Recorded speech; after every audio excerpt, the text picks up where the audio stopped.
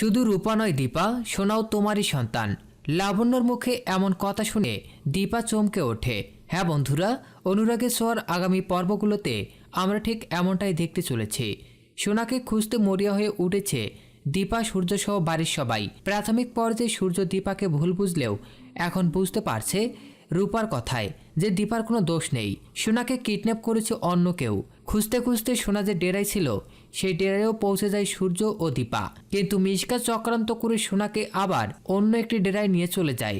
এরপর একটা সময় দীপা আর সূর্য সোনাকে খুঁজতে খুঁজতে তারা পেছনের দিকে একটি রাস্তায় চলতে শুরু করে।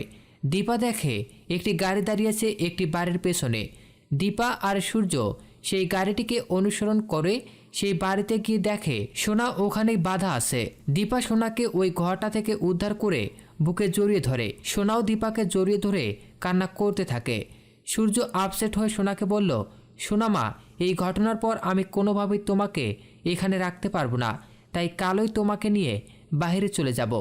এই কথা বলে চলে যেতে চায়, কিন্তু সোনা তার ফুলমাকে ছেড়ে কোনোভাবেই যেতে চায় না। তখনই লাবণ্য সেনগুপ্ত হাত চেপে ধরে বলে, দাঁড়াও সূর্য, তুমি একটা মায়ের থেকে তার মেয়েকে আলাদা করতে পারবে না, কারণ সোনাও যে দীপার আরেক সন্তান। সবাই অবাক হয়ে যায় লাবণ্যর কথা শুনে। তো বন্ধুরা, তোমাদের কি মনে হয় এভাবে কি সূর্য দীপা জানতে পারবে আসল ঘটনা?